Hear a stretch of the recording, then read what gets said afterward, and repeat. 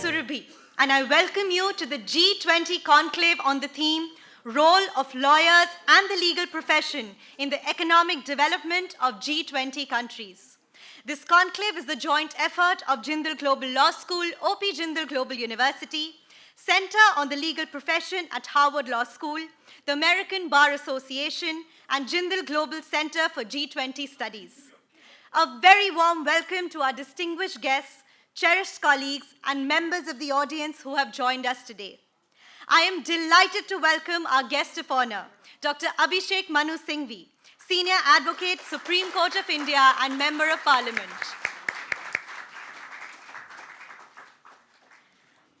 I am also delighted to welcome Professor David B. Wilkins, Lester Kissel Professor of Law and Vice Dean, Harvard Law School.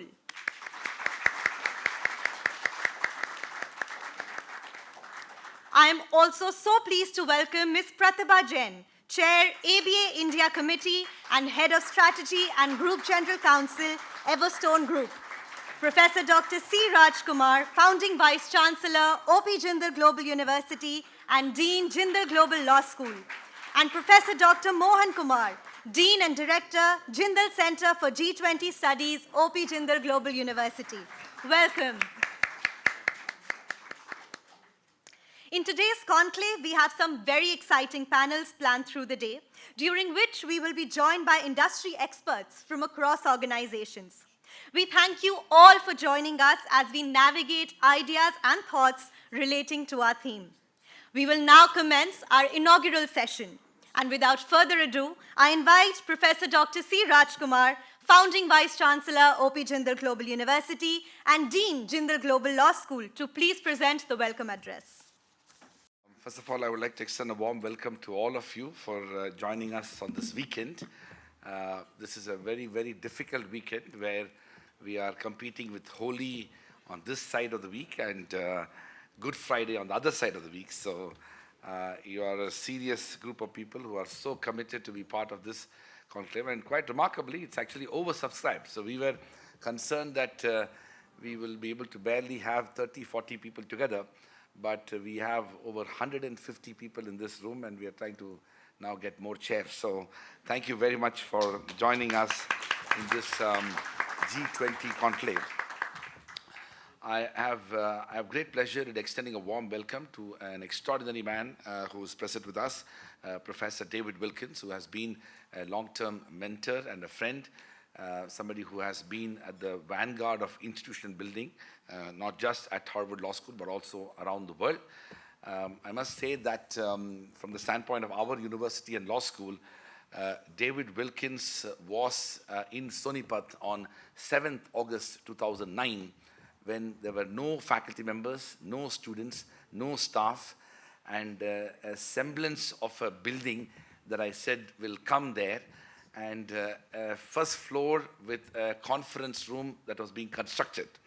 And David Wilkins was with us, believing in the vision of OP Jindal Global University and Jindal Global Law School. Not only he was there at the founding, but on 9th August 2009, we did the first collaborative conference where Jindal Global Law School and Harvard Law School collaborated to do a conference focused on the role of legal education and legal profession and its future in the context of globalization. And that conference also was attended by extraordinary stalwarts, including none other than Fali Nariman, and who we pay a tribute as well. During the last 15 years, Professor Wilkins has been a champion of India when many around the world had taken bets on other countries.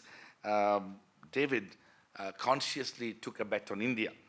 He believed in the vision of India as well as its own unique positioning in the world. And so his research work focused on India. An extraordinary book of 550 pages on Indian legal profession was published by Cambridge University Press way back in 2018. His, of course, research continued into other emerging economies, including China, as well as Brazil, and also parts of Africa. He also delivered our convocation address a few years ago, and yesterday he spent an entire day on campus he was gracious to deliver the Dr. L.M. Singhvi Memorial Lecture focusing on the future of legal profession in the age of ESG, ChatGPT, artificial intelligence, and technology. It was one of the best lectures I've ever attended on this topic, and we have, of course, recorded it, and we look forward to sharing it with all of you as well. This conclave was David's brainchild, and when he was visiting India for another purpose, he and I talked about it, and at a relatively short notice, less than a month ago, we agreed on the idea of this conclave. So his center at Harvard Law School and our own center known as the Jindal Global Center for G20 Studies, headed by Ambassador Professor Mohan Kumar, together with the university and the law school, and with the gracious support of the chair of the American Bar Association, we have been able to put together this conclave. I don't plan to speak on the substance of the topic. The theme of the conference is Role of Lawyers and the Legal Profession in the Economic Development of G20 Countries. I want to extend a warm welcome to distinguished members of the Chinese embassy who are present here. I recognize that despite the fact that it's a weekend, many of you diplomats have agreed to and accepted our invitation. I also want to extend a warm welcome to the embassy officials of Indonesia and other diplomats, both from India and other countries who are present here. I also want to extend a warm welcome to lawyers, lawyers representing distinguished law firms who have come from different parts of India, also litigating lawyers, senior counsels, general counsels of various firms, partners of law firms, academics, as well as some of our students who have come from Sonipat to be part of this conclave. I want to begin by saying that the question of the role of lawyers and legal profession is one of the less studied aspects in the larger context of G20 and the economic development of G20 countries. Professor Wilkins has spent a lifetime doing that, and he will be speaking more about it. So I'm very, very excited that we have chosen this team and we are doing this conclave. I also want to extend a warm welcome to Dr. Abhishek Manu Singhvi, who of course does not need any introduction. He is a distinguished lawyer, a public intellectual, a senior advocate in the Supreme Court of India, a distinguished member of parliament, and of course somebody who grapples across different aspects of law and policy, who has a very astute mind, and he has agreed to deliver the inaugural address. The allocated time for Abhishek Manu Singhvi was 15 minutes, but he has requested that he will speak for 25 minutes. I gladly agreed because very rarely Abhishek Manu Singhvi speaks without charging any money. This is a moment when we happily accepted that Dr. Singhvi can speak for as long as he wants, so long as he doesn't charge money. I also want to extend a warm welcome to Ms. Pratibha Jain, the chair of the ABA India Committee, as well as the Group General Counsel of Everstone, for her presence and acceptance to deliver the special address. With those words, I sincerely hope that you will enjoy this entire day. I want to thank my colleagues, Professor Padmanabha Ramanujam, Professor Srijit, Professor Nemika Jha, and Professor Siddharth, all of whom have worked tirelessly hard to make sure that this day comes to fruition. Thank you very much. I now invite Ms. Pratibha Jain, Chair, ABA India Committee and Head of Strategy and Group General Counsel, Everstone Group, to please address the audience. Good morning, everyone. I must say it feels a little incestuous to be here, but as Chair of American Bar Association, I don't think I had a choice but to fulfill my duty to be here. And it's a real honor, Dr. Singhvi, Professor Wilkins, Professor Kumar, and the other Professor Kumar, the most distinguished, and all my distinguished friends in the audience and students. It's an honor for me to be here, to be sharing with the dais with Dr. Singhvi, who's been such an inspiration to me. His vast knowledge and command over all subjects makes him a trusted authority in any situation and a great guest at the dinner table, I must say. Professor Wilkins, it's wonderful to have him here back in India, charming us through his wit and knowledge.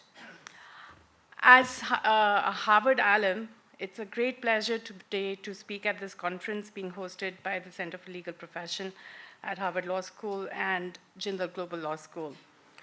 I've spent a good part of my legal education and career traversing various G20 countries. I studied at both Oxford and Harvard. I practiced law in the US and Japan with Sullivan and Cromwell, which is a US law firm, and with Skadden Arps and Goldman Sachs in Hong Kong, which is now in China, and now in India for the last few years. In all these G20 countries where I studied and practiced law, the importance of legal profession in shaping the economic development of the respective country has been very evident to me, especially as a financial markets lawyer. I've had the fortune to work at two leading private equity funds, Goldman Sachs and Everstone Capital now. And investment firms are at the core of economic growth of any country. Other than capital markets, the alternative investment industry has been pivotal to the economic growth of G20 countries. Contribution of alternative investments such as private equity, hedge funds, real estate funds is critical for growth of startups and provision of innovation capital in these countries. And as General Counsel for Goldman Sachs in India, when they first opened their offices in Mumbai, I realized for any firm to operate or any business to set up businesses in a new jurisdiction, they have to navigate not only the local laws, but the cross-border laws and the laws of the country from where they're investing, which might not be their home jurisdiction. It can be Singapore, it can be Hong Kong. And my years at these two funds have taught me the importance of lawyers in economic development, mainly due to the following factors. I'll list them out as pretty much in order of priority, but most importantly, what I've seen is the depth of legal framework of any nation is directly linked to its economic stability. And it's responsibility of the legal profession to ensure that the country has rule of law and strong and transparent regulations that provide predictability for businesses and investors. A well-functioning legal system attracts investments and contributes to long-term economic growth. Second, in importance of facilitation of business transactions, hardworking and knowledgeable professionals, especially for the students who are going to come into the profession here. You're the backbone of the conduct of business in any development of in any developed or developing economy. In getting investor confidence, one of the strongest arguments in favor of opening up the legal profession in India has been that the investors are comfortable with certain set of lawyers that they deal with. And it would make it easier for them and increase their confidence to invest in India if we have those lawyers practicing in India. That just shows the importance lawyers play in the role of getting transactions done and attracting investments. Innovation and intellectual property protection. By enforcing contracts, protecting property rights, and promoting innovation through protection of IP, a strong legal profession is integral to creating an innovative economy. Policy advocacy and legislative reform. I can't underline the importance of this factor in developing any economy and any jurisdiction's both legal and business environment. And I've seen the lawyers in India play a pivotal role again in ensuring that India makes business-friendly decisions and investor-friendly laws. International trade and investment, BIPAs, and dispute resolution. Any investor or trader in any country looks at the dispute resolution enforcement in a country to determine the enforceability of their contracts and protection of their investments. G20 countries, including India, are known for their strong dispute resolution mechanisms and enforcement of bilateral investment treaties. Corporate governance, risk management, and ethical practices. Last but not the least, lawyers and legal profession are core to the maintenance of governance standards in business, which is the core of ESG, which is the environment, social, and governance norms. Good corporate governance is not just about risk management, but also about following ethical practices that help maintain the reputation of the business, that in turn fosters confidence in the markets and facilitates investments. I'm truly blessed to have, from a very early stage in my career, be at the forefront of facilitating investments into India, and therefore help with its economic growth. It's required me to help my clients and companies to navigate complex local and cross-border laws and regulations, advocate for policy change where required, prevent disputes, enforce contracts and IP, and enforce effective risk management to avoid financial and reputational damage. There are days when I felt like Durga, fighting on multiple fronts to help preserve value for my clients, and other days I feel like Lakshmi, who's helping clients grow their wealth. Thank you.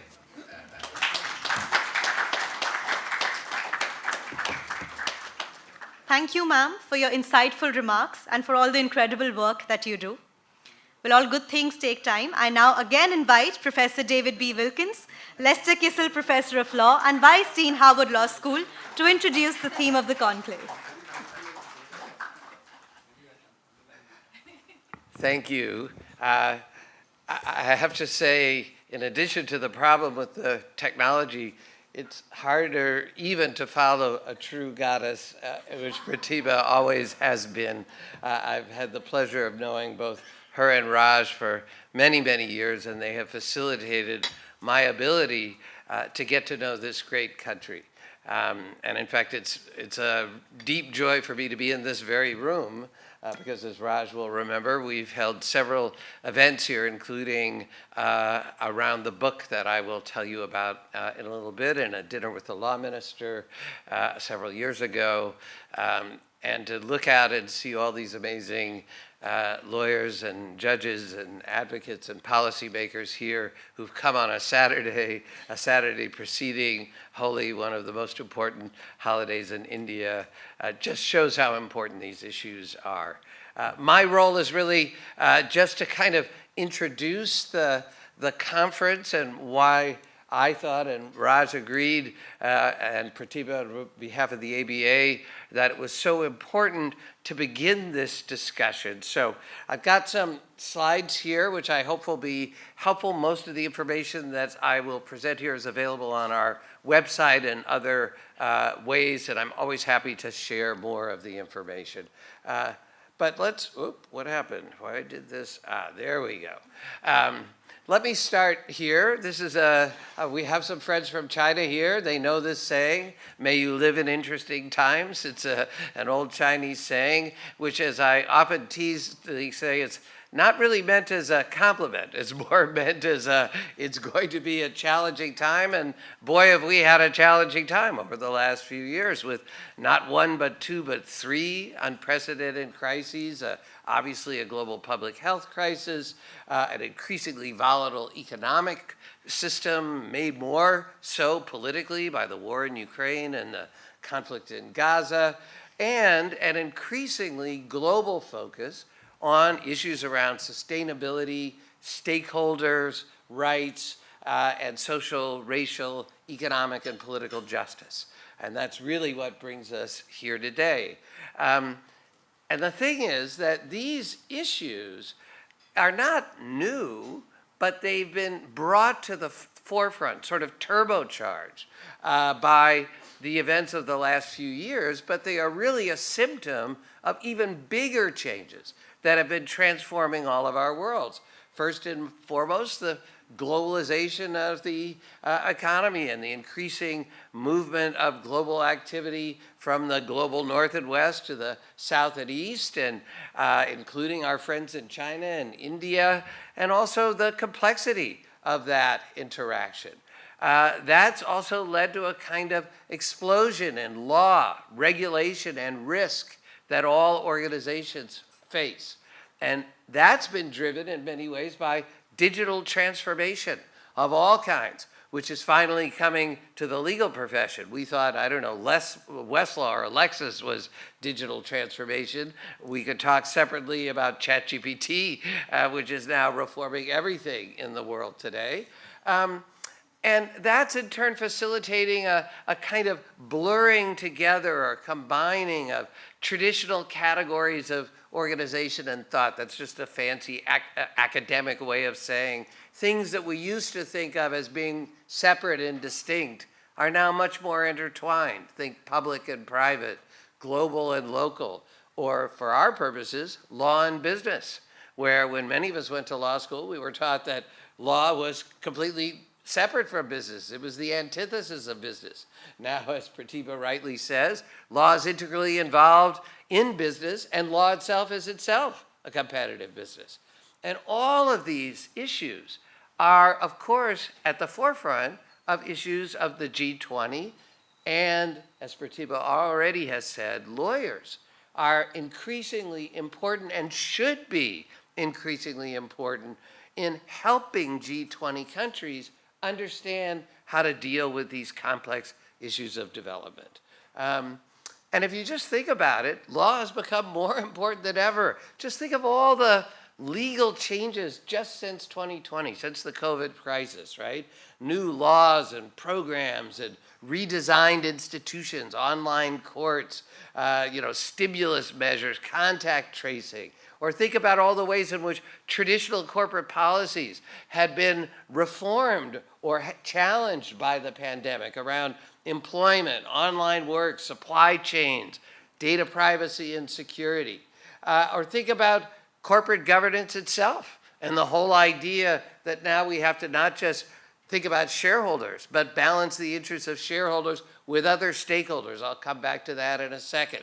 Or all the reorganization that's been happening in each country, but also globally. The first couple of years, there were what you might think of as happy reorganizations of mergers and acquisitions, and these days there have been some less happy ones around restructuring and bankruptcy. Or the huge growth in public-private interactions. The most important one is allowing us to be in this room today, the development of vaccines. The vaccines could not have been developed without billions and billions of dollars of public money into basic research at all the institutes of health and medicine in countries around the world. But it took private companies, BioNTech, Pfizer, Moderna, others, to bring those to market. And this isn't just true at a local level, it's true at the global level, where increasingly, whether it's the UN sustainability goals or whether it's even laws in a particular jurisdiction that have global impact, like laws against modern slavery in the supply chain that we have in the UK and in California, which of course have a global impact. So all of this law, there was always a lot of law, but now there's even much more law. But here's the thing, these new laws are challenging traditional ideas about what it means to be a lawyer and what lawyers should be doing. So yes, of course, we're going to need more lawyers to interpret regulations and laws. And just to say, I said to the students at Jindal, yes, ChatGPT may replace legal jobs, but it's also going to create many legal jobs because the world is increasingly complicated. And yet, all of these things I'm talking about, law is only a part. And from the perspective of Pratibha's clients, not the most important part of how they think about those clients. I hate to tell the lawyers in the room, their clients really don't have legal problems. They don't. They have problems, of which they would like to take the legal part and reduce it to as small a part as possible so they can concentrate on the part of the problem they actually care about, like the business problem or the human resources problem or the political problem or the strategic problem. And therefore, what they're looking for is lawyers who know how to integrate law into a broader solution to the kinds of problems that they're facing. And embracing this paradigm for us as lawyers is a huge shift. We used to think of law as our own empire. In fact, there's a very famous political philosopher, any of you who've studied Ronald Dworkin, who died about a decade ago. He called it law's empire, and that judges and lawyers were particularly judges were like philosopher kings who are creating the rules for the world. Not surprisingly, it was a lawyer who came up with that idea. But in fact, today, what we need is lawyers who know how to work collaboratively with all kinds of professionals data scientists, financial analysts, sociologists, political theorists, psychologists, many of whom we as lawyers still foolishly call non-lawyers. Lawyers are the only people in the world that divide the world into two groups, lawyers and non-lawyers, as if they're equal. I know there's a lot of lawyers in India, but there are a lot more people who are not lawyers, and they have incredibly valuable skills that we need, and that clients need, and governments need, and organizations need to solve the complex problems that are in front of us. And yet, it's even more complicated, because not everything will or even should change. Look, yes, I talked about ChatGPT. I could spend a whole lecture on that. One day, maybe I'll be a robot, you'll be a robot. We'll do kind of a Vulcan mind meld. We won't have to speak, maybe. But for the foreseeable future, law is a human capital business, which means what? That means lawyers and legal institutions, law firms, government agencies have what we like to call elevator assets, meaning they come in the elevator in the morning, they go up to your beautiful offices, and you just hope and pray they come back the next day, or at least click on the Zoom screen for the meeting. Which means what? You've got to find them. You have to develop them. You have to train them. That's never going to go away, or at least not for a very long time. And here's another critical thing. We have found, if anything, in the pandemic, that the core ideas of law, the rule of law, access to justice, fairness, dignity, individual human rights have never been more important. Look, if Uber and Lyft found out that we weren't going to fully deregulate the ride-hailing business, remember when they just said, oh, we're just an app. We're not responsible for what happens in those cars. And people said, no.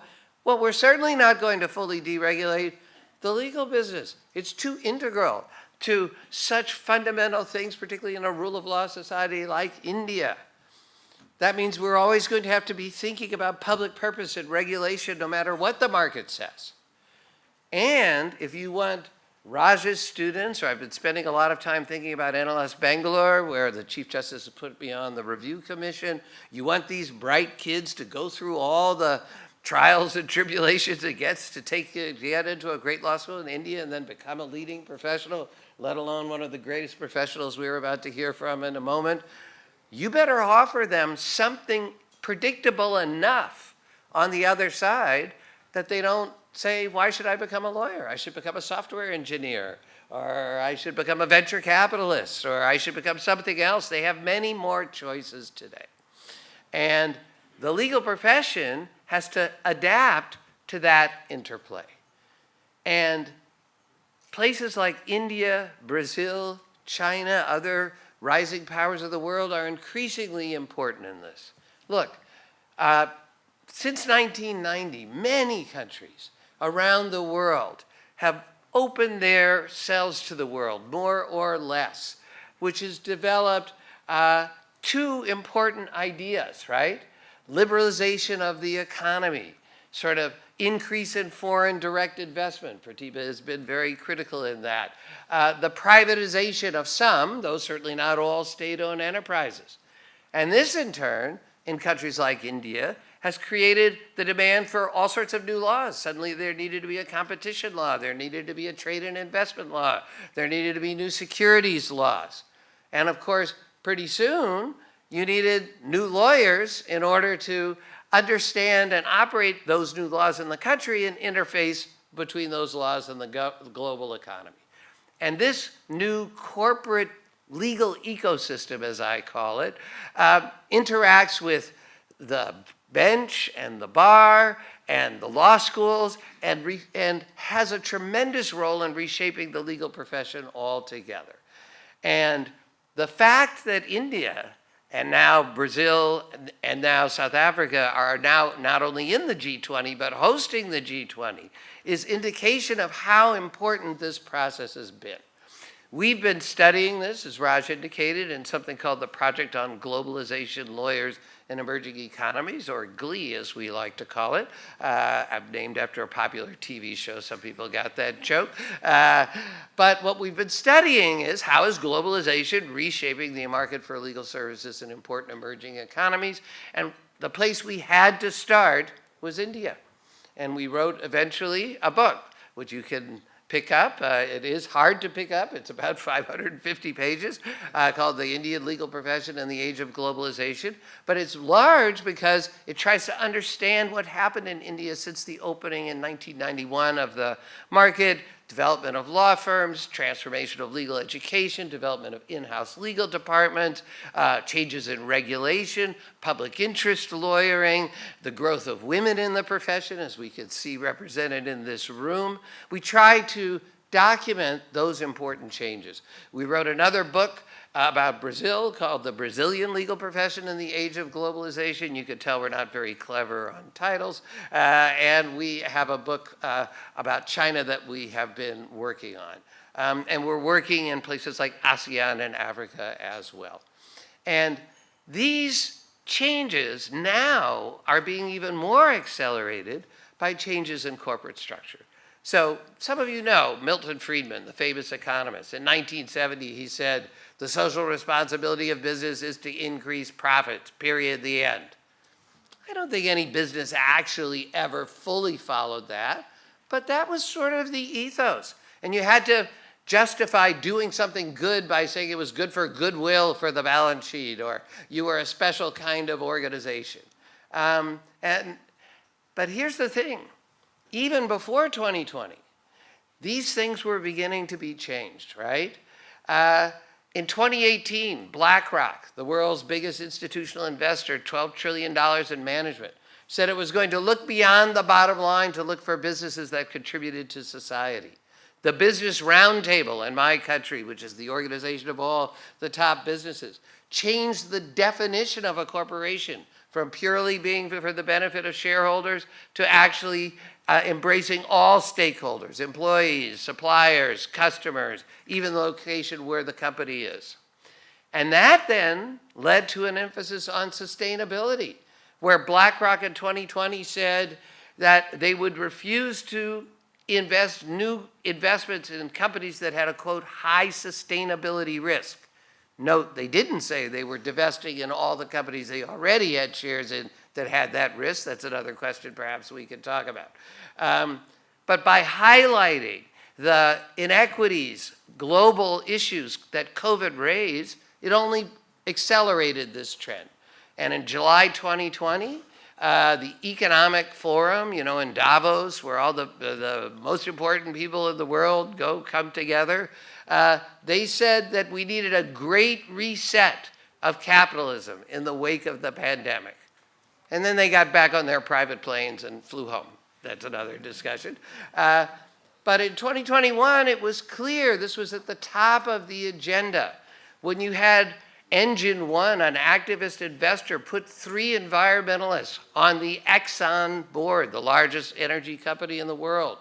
A district court in the Netherlands said that Shell had said in a voluntary sustainability report that they would cut their emissions by 45% by 2030. They said, well, that's a promise to shareholders. Shell's now appealing this. And by the time I was talking to board members in 2021, all they wanted to talk about was how companies were going to deal with these issues of sustainability. But by 2022, it was clear these issues were increasingly controversial. We held a conference in 2022 called Reimagining the Role of Business in the Public Square, in which we brought together more than 600 people from around the world to talk about these issues. We had sessions involving business leaders like the head of Microsoft and the head of sustainability at Goldman Sachs. We had regulators from around the world, the head of the London Stock Exchange, as well as the chair of the SEC in my country.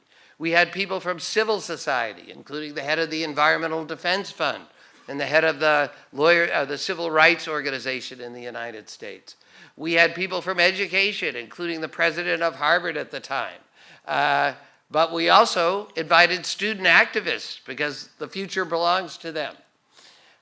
We had sessions on things like sustainable finance, workforce equity, ESG metrics and indicators, ESG in emerging economies, the role of government as partner and regulator, and public statements and engagement, which is becoming increasingly important for organizations, and the role of the board in ESG and sustainability.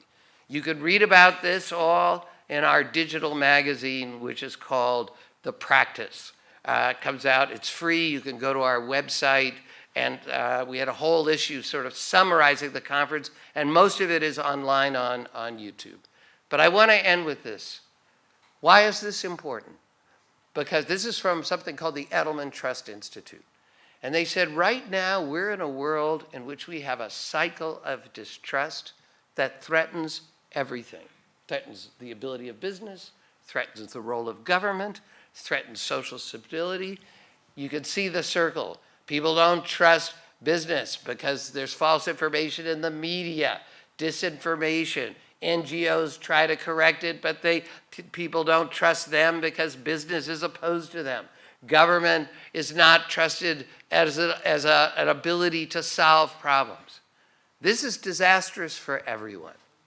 And what we need to move to is more a cycle of trust and stability in which we believe in sustainability, equity and inclusion, fairness, and in which all parts of society work together.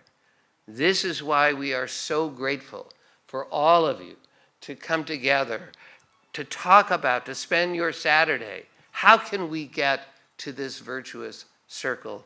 And I'm especially grateful to Dr. Singhvi, who I look forward to hearing from, who has been such a leader in this country and around the world in helping us to think through complex problems. We've never needed him more than ever. Thank you all very much.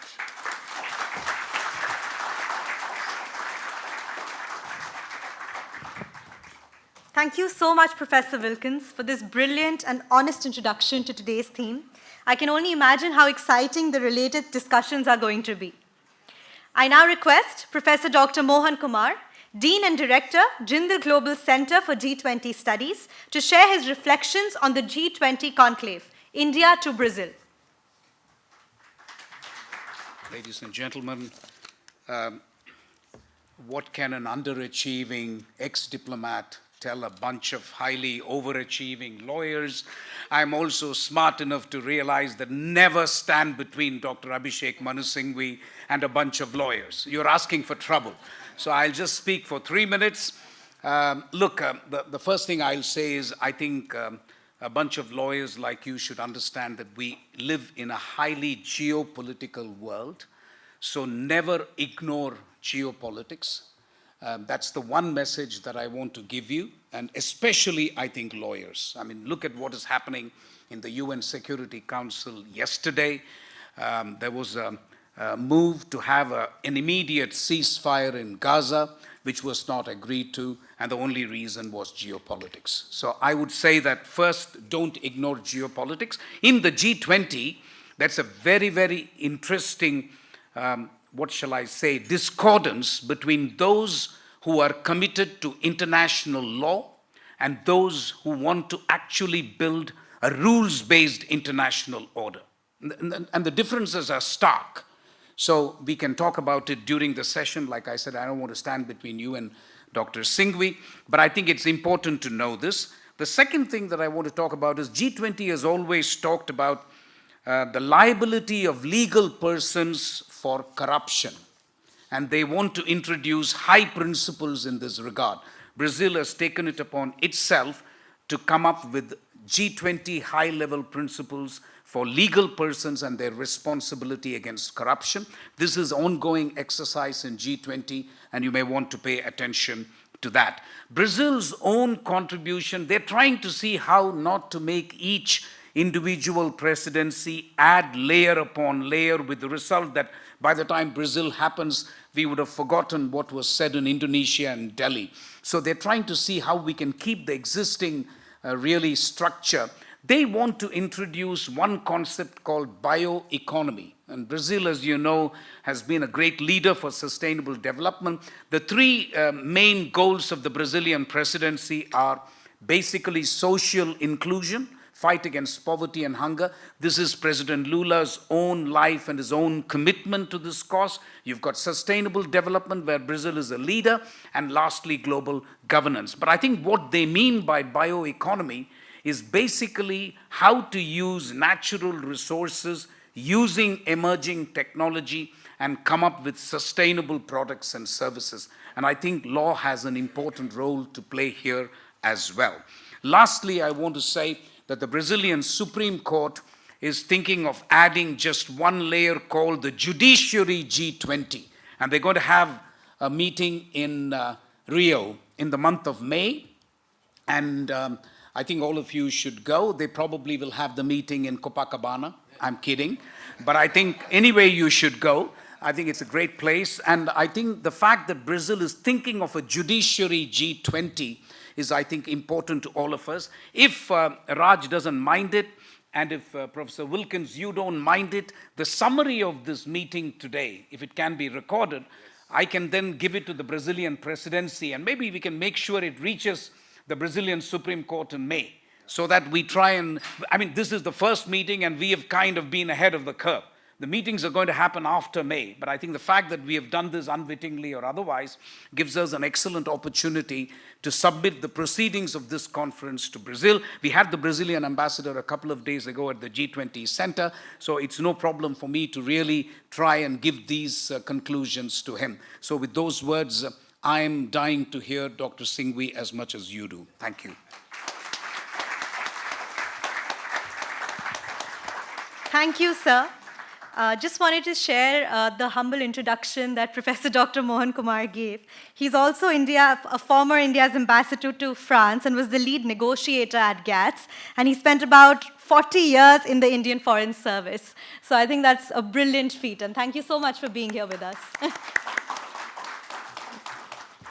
I'm so pleased to invite Dr. Abhishek Manu Singhvi, Senior Advocate, Supreme Court of India, and Member of Parliament, to please share the inaugural address. Professor David Wilkins, Vice Chancellor Raj Kumar, Pratibha,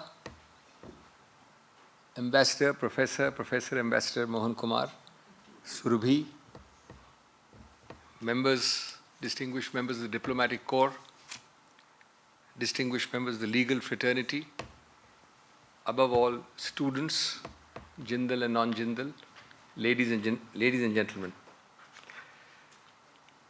David Wilkins is an old India hand, and we really like to have him here, and we welcome him warmly. He's also an extremely gracious host to some of us who have the good fortune of traveling to and speaking at Harvard, and I've enjoyed his hospitality just a few months ago. It is, of course, a different matter that it's very intimidating to speak before a Don, and that too as distinguished a Don as a Don from Harvard Law School.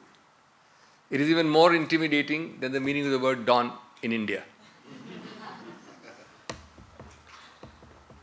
That intimidation grows and the glee diminishes when you find that he has, on this very subject, written not only one book of 550 pages, but apparently another one on Brazil as well, and many more in the pipeline. So we poor generalists are at a distinct disadvantage. Vice Chancellor Raj Kumar, of course, is indefatigable, as we all know. It is only an indefatigable Raj Kumar who could have organized litigators on the first weekend during Holy Week in such numbers. He is now the acknowledged great grand organizer, director, and incubator of all kinds of seminars, colloquia, and functions in Delhi. Before we leave the room and before David departs, I have received an invitation for a very hectic, scorching week next week. Not for me to speak, but as an invitation to come and attend. I only feel sorry for my co-sufferers. Of course, I am particular about the time I keep, so he had actually told me 25 minutes 3 weeks ago when he blocked me for today's function. When I saw the card, I saw 15 minutes advertised, so I asked him politely. That gave him an opening to talk about the billing hours. That comment about the billing hours, by the way, is extremely ironical because it comes from someone whom I've been publicly calling the chief extortionist. Even if you're doing it for public good causes, you still do not cease to be a chief extortionist. So it's truly, truly ironical. I was very happy for a fleeting moment to see the look of alarm on Raj's face when Pratibha mentioned her Durga avatar. Obviously, there is more behind the story than we are privy to. That, of course, changed very quickly to glee when she mentioned her Lakshmi avatar. But I'm not sure whether the latter overwhelms the former or vice versa. That must remain a mystery for ordinary folk like us. Ambassador Mohan Kumar need not have any fears. Lawyers or no lawyers, he's a diplomat. Once a diplomat, always a diplomat. And my favorite line about the diplomat is someone who can tell you to go to hell in a manner that you actually start looking forward to the journey. So all the lawyers should beware. He can do that. Well, friends, lest you think that I've come here to beat around the bush, let me try and make some partial, substantive contribution, but as a pure journalist, not with the great experience and in-depth research of a Harvard don. Friends, the legal fraternity of any nation plays a significant role in the development of that nation, in public policy, decision-making. A former Chief Justice of India put it nicely when he said that building of a nation is fundamentally dependent on the foundation of good governance that is controlled by the rule of law. And he said they constitute the subtle nerves of the spine of the nation, the subtle nerves of the spine of the nation, because their role is not only vital, but it is also sacrosanct.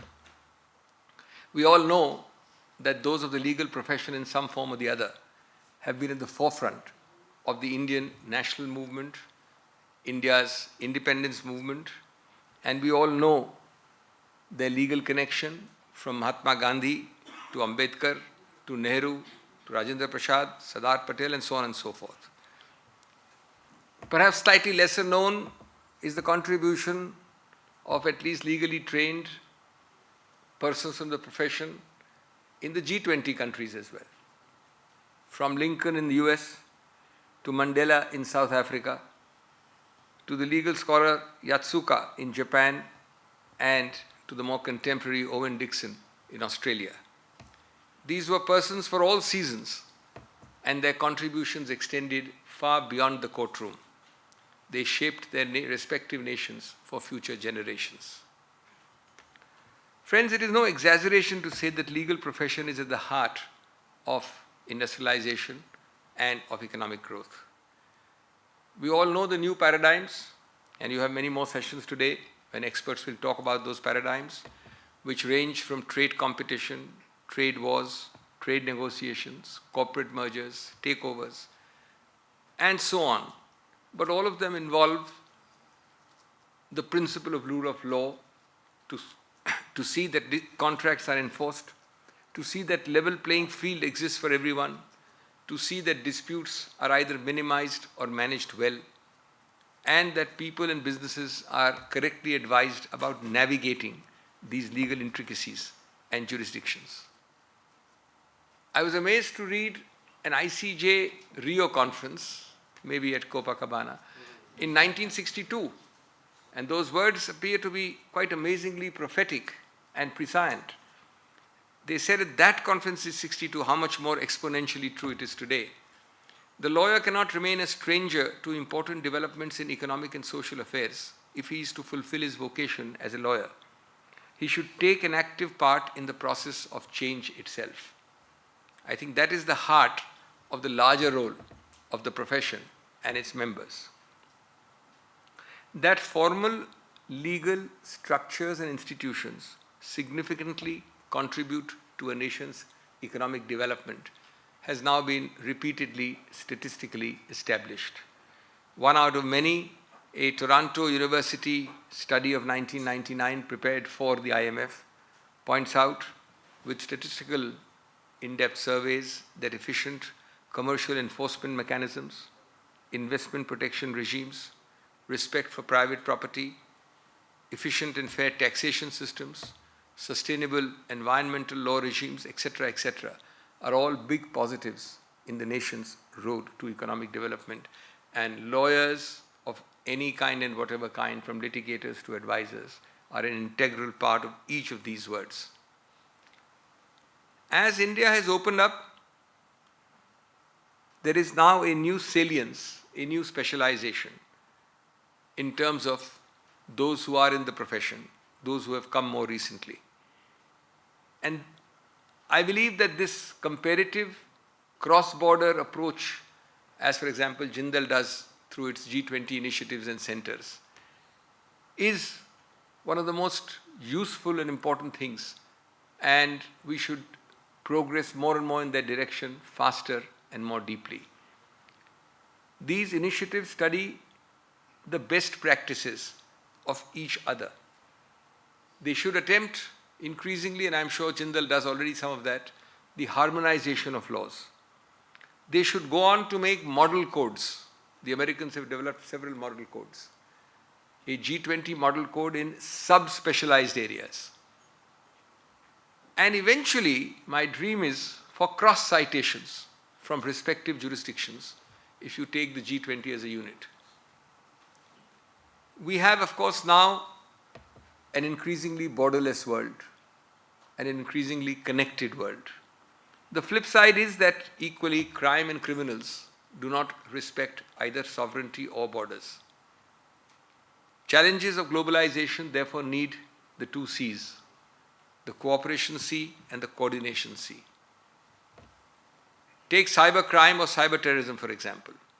No one G20 country can deal with it alone. A WEF report, WEF was mentioned by David, calculated some fantastic figures of damage occurring from cybercrime.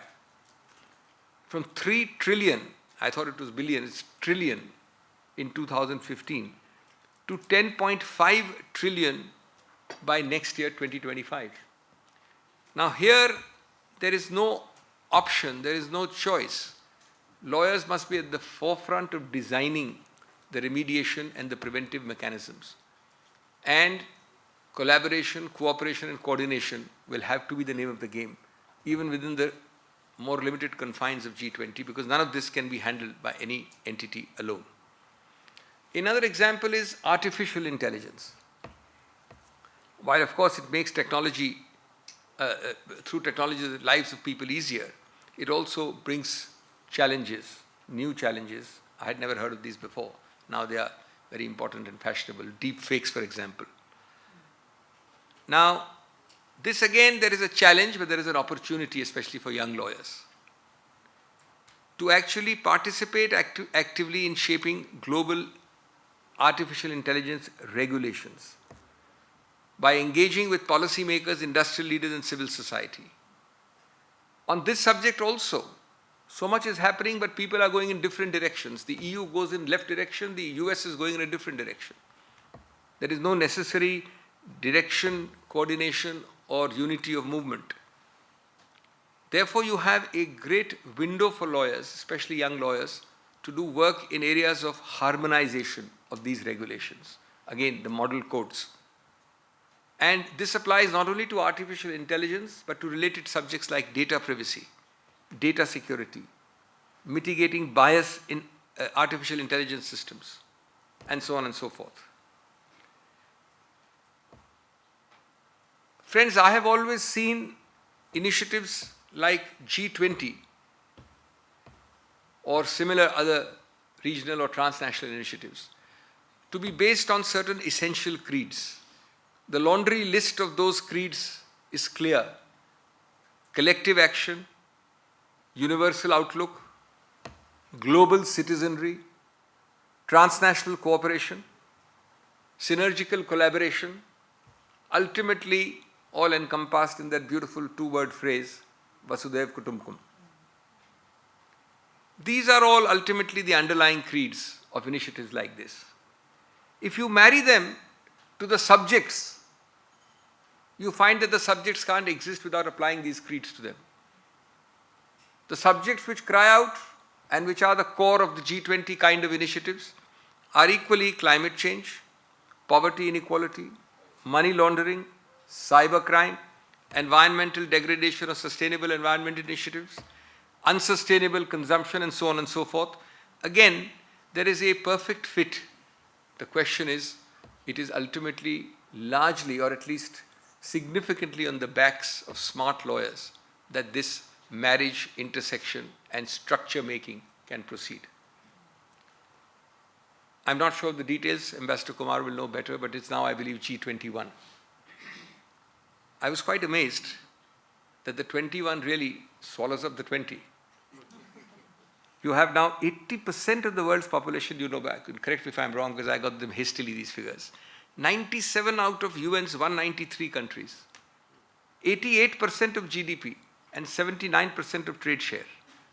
And Africa, which is a G21, is undoubtedly the key to achieving the sustainable, the SDGs, the Sustainable Development Goals.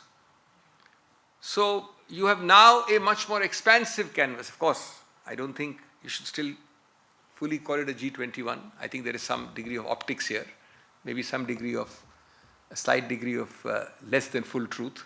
But still, the direction and the momentum is clear. If you see this huge landscape, market size, call it what you will, even from the point of view of purely selfish self-interest, and I'm always a little cynical about the legal profession. After all, we belong to the profession which says a lawyer is a learned gentleman who rescues his client's estate to keep it for himself. So never forget the selfish self-interest part. Even from that purely selfish self-interest, the potential for lawyers in finance, in technology, in investment, in capacity building on this landscape, vast, humongous landscape, is itself limitless. And from that perspective, the new G20/21 really reflects the untapped wild west of the USA of yesteryears. If I just leave the G20 landscape for a moment and look domestically for just a couple of minutes, and then come back to the global landscape, it's very interesting how in the first phase of our constitutional development in India, you had this great dialectics of a debate, the thesis, the antithesis, and the synthesis between private property rights and attempts by the state to do constitutional amendments to deal with state interest. And you have those grand battles from the early 50s. Those who are litigators in constitutional law will recognize the Shankari Prasad battles. And then came the Golaknaths. And finally came the definitive landmark Keshwananda Bharati. This was a very interesting combination of slower growth years, slower economic growth, intersecting or colliding with greater judicial activism and confrontation, because it was supposedly intruding more and more on private rights, property rights. The second phase from the late 1980s, and I know I'm talking domestically just for a moment, the second phase from 1980s saw the unshackling of the Indian economy. The animal spirits were partly freed and then subsequently more freed. These included the dismantling of the industrial license Raj and the price controls. And therefore the contestations and the battlefields between the executive, legislature and the judiciary on the other hand shrunk, became less and less. Greater policy of economic deference arose as far as judicial intrusion is concerned. And I was very surprised to find that in the last, let's say, 3 decades, almost no constitutional amendment barring a couple, have been struck down. They are mostly economic-focused amendments. The one which was struck down is the retrospective tax amendment, Vodafone case one. I had the privilege of appearing in the Vodafone case and we succeeded. It was sought to be reversed by a retrospective amendment to the income tax law. And that was, of course, later on struck down. But then, this is a very stark contrast from the pre-late 80s to the post-late 80s scenario.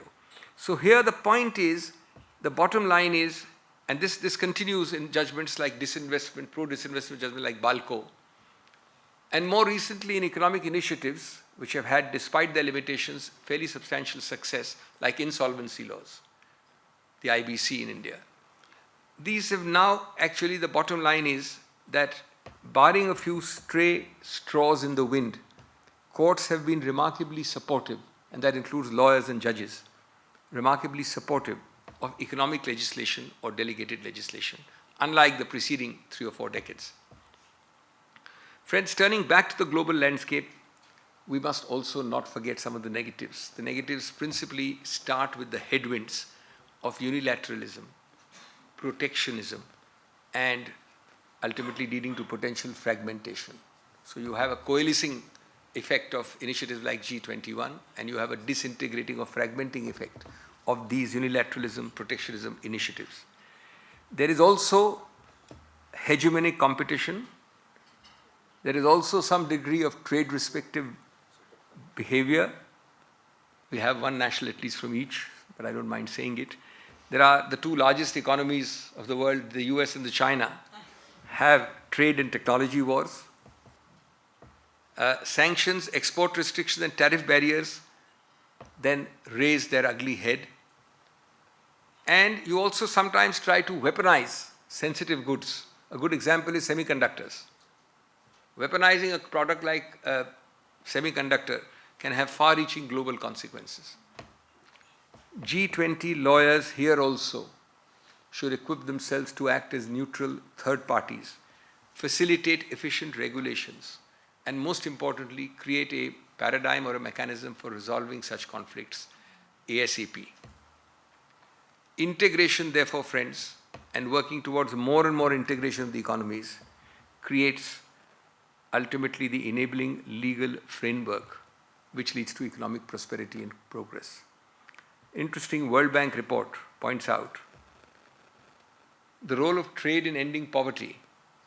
It points out that since 1990, and till a few years ago this report was published, 1 billion people have come out of poverty, defined by the World Bank, because of a flow, quote unquote, flow of goods, services, investment and ideas that has helped to lift over 1 billion people. So this is integration, this is the G20 ethic.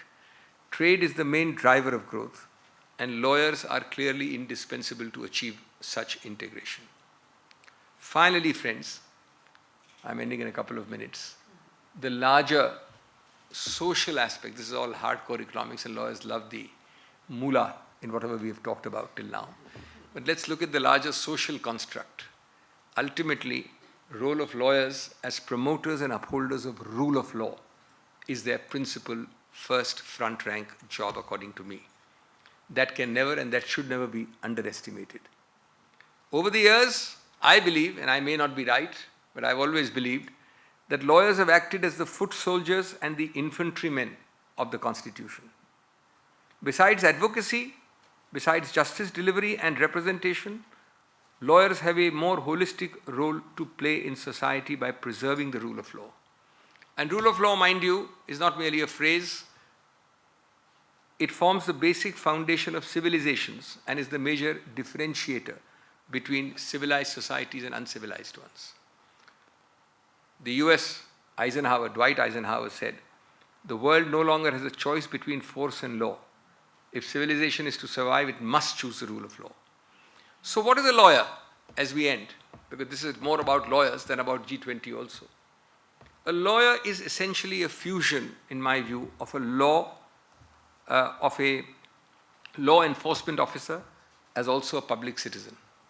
By the very nature of his training, the very nature of the structure of his vocation, and the demands of his ecosystem, lawyers are, or at least are supposed to be, natural crusaders, iconoclasts, no respecter of persons or authority, including, I say, corporate lawyers, mind you, not only litigators, more so litigators, but perennially subjecting actions and legislations to the harsh touchstone of penetrating analysis, ruthless reasoning, and objective conclusions.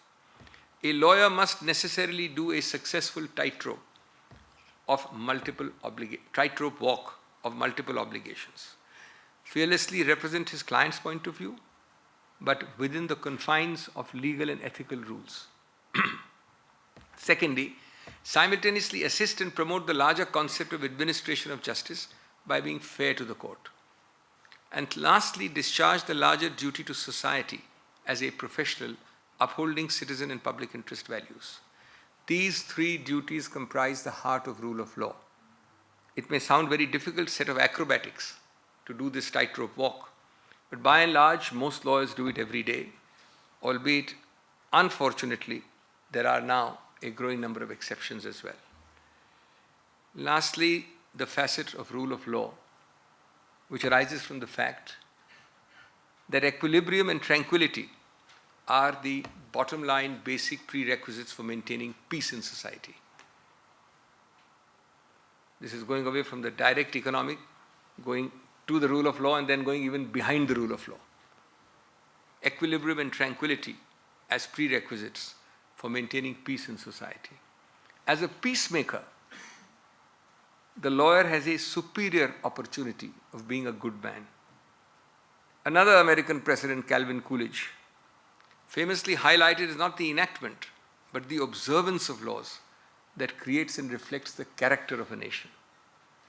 Above all, friends, rule of law is what rule of law does. Rule of law must move at least in the direction of being uninfluenced by the three P's: wealth, power, and position. Equally, in the Indian context especially, it must lead to an evolutionary decline in the three C's: casteism, corruption, and criminalization. Thank you very much indeed, and may I wish you all Godspeed.